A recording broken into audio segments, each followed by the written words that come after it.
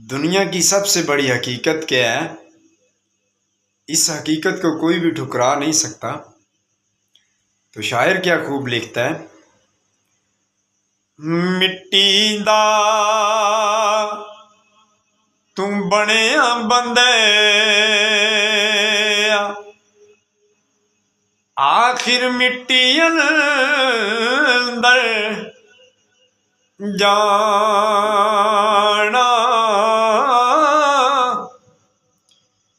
फिर कादी बल्ले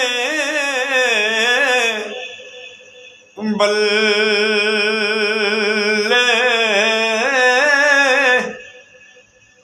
अज मिट्टी दे उत्ते बंदे आ जाना कल मिट्टी दे थल्ले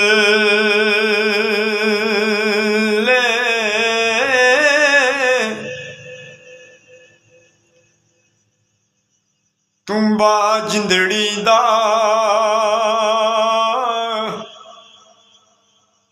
सदा नी वजदिया रहना तुम्बा जिंदड़ी दा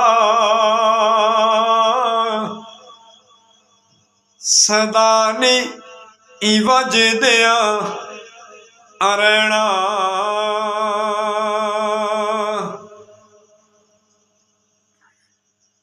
रब्बा माफ कर दे तेनू केड़ा किसे ने पुछ लेना तुम्बा जिंदड़ी दा सदा नी वजदिया रहना तुम्बा जिंदड़ी दा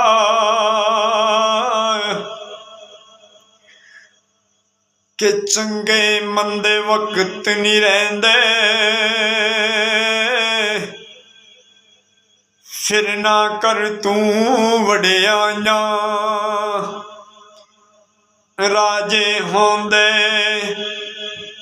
नौकर वेखे